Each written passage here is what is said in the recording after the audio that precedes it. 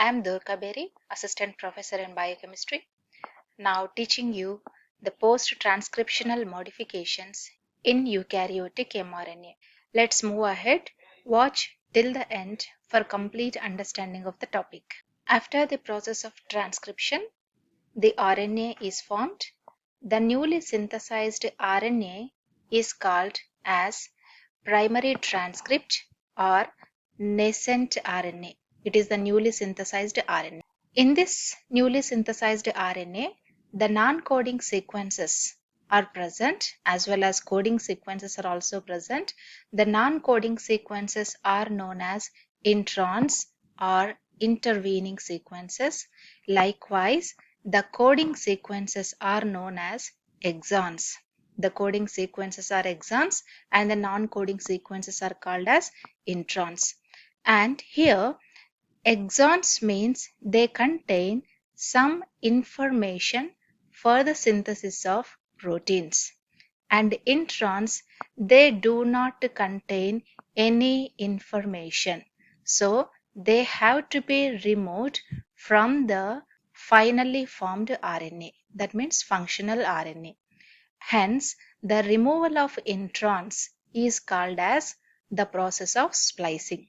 In this figure, you can see that this is the nascent RNA, that means it is newly synthesized RNA, which contains exons and introns. One intron on either side of exon, likewise one exon on either side of introns, vice versa, they are present. And here in the process of splicing, what happens? The introns, they are removed from the nascent RNA and exons are joined in a particular order so that to give rise to the functional RNA. This functional RNA, if it is mRNA, we are going to get a polypeptide chain or protein by the process of translation. That's what happens during the process of splicing. Joining of exons and removal of introns is called as splicing. Here another question. The following are the examples of post-transcriptional modifications of eukaryotic mRNA. What are the examples? Addition of cap at 5' end, polyadenylation at 3' end, removal of introns. Let's see the answer. All of them. That means addition of cap has to be taken place, polyadenylation tail at 3' end, and the removal of introns, which is called as splicing. All the processes needed for the functional to produce a functional mRNA in case of eukaryotes. What happens in the prokaryotes? In prokaryotes, coupled transcription and translation takes place. What happens?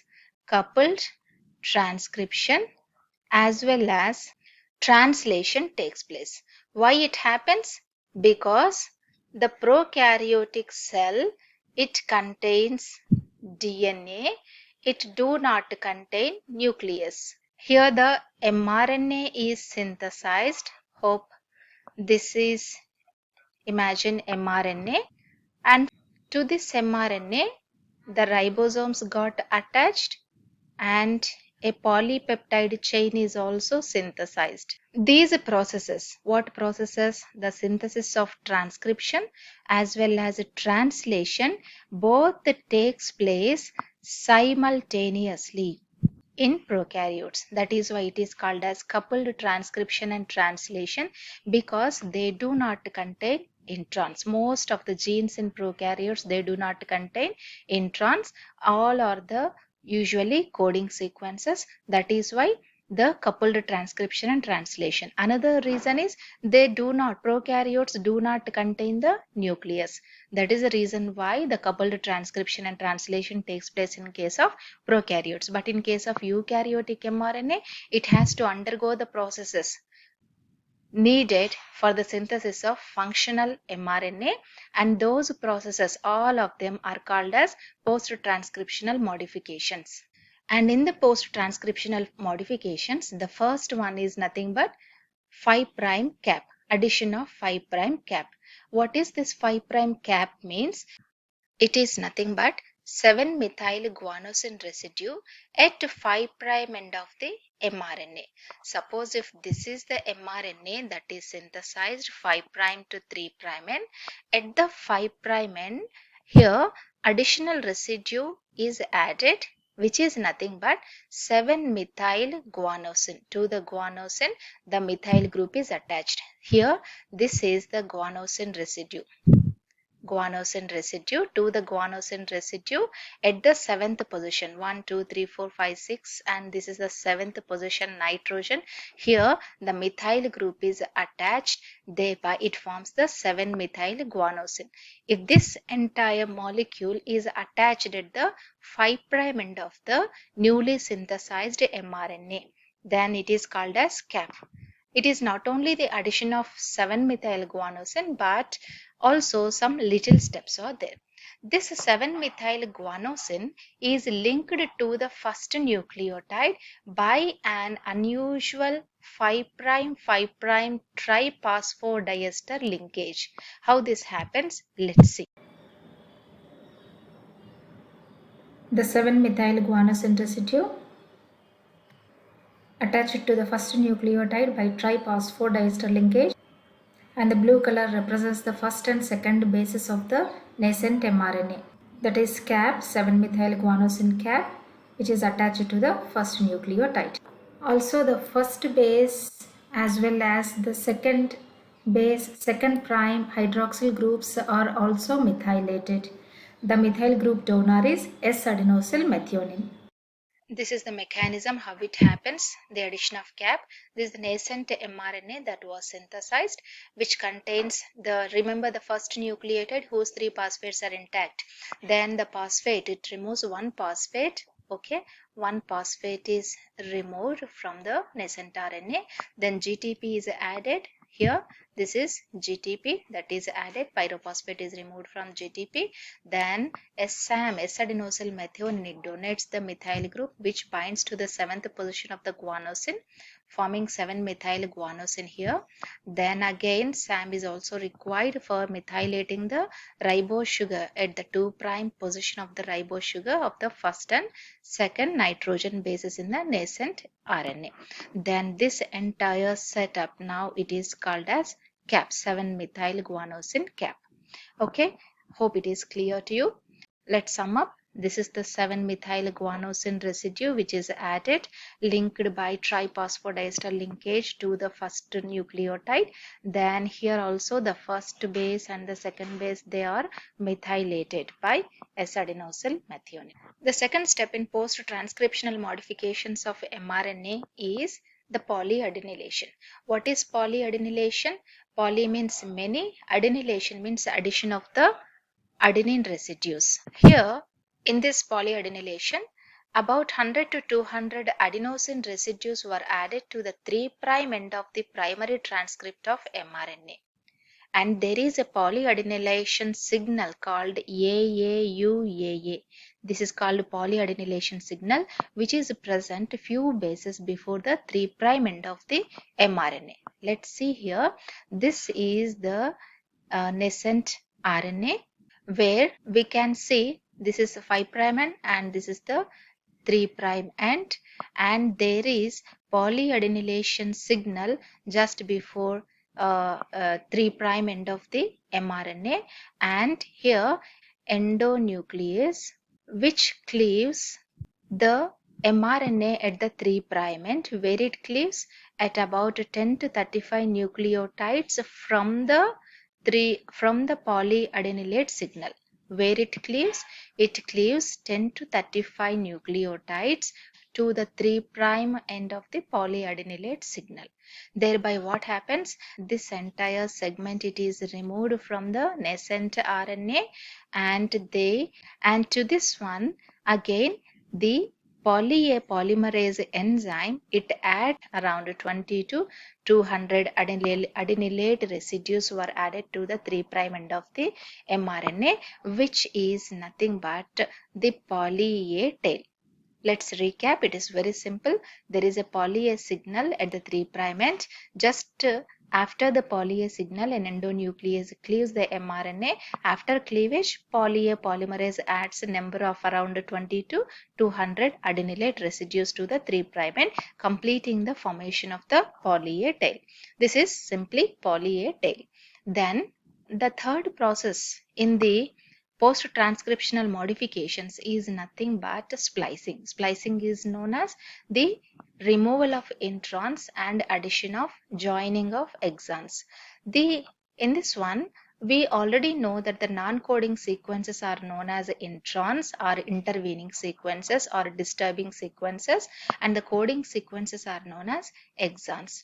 And the removal of these introns and joining of exons is the process of splicing, as you already know. Coming to the classes of introns, there are about 4 classes of introns. Altogether, 4 classes of introns are there. They are designated as class 1 introns, class 2 introns, class 3 introns, and class 4 introns. Let's see what are they. Class 1 introns are nothing but these are the rRNA of mitochondria, chloroplast, and nuclear genes. Class 2 introns are nothing but the nascent transcripts of mRNA which are present in mitochondria as well as chloroplast, whereas class 3 introns are the nuclear mRNA primary transcripts. Class 4 introns are the introns which are present in tRNAs. Is it confusing to you? Let's brief once again. Remember this one. Class 1 introns are the introns pertaining to rRNA. Class 4 introns are the introns which are present in tRNA. Simple. And these class 2 and class 3 introns are for mRNA. Nuclear mRNA, for nuclear mRNA, it is class 3 introns. For chloroplast and mitochondrial mRNA introns, it is the class 2 introns. Hope it is clear. Before this, the class 1 and class 2 introns, they are self-splicing introns. They do not need any energy in the form of ATP, but they will splice themselves. Self-splicing introns.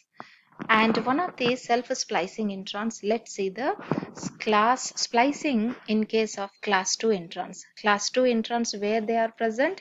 They are present in the primary transcripts of mRNA of mitochondria as well as chloroplast.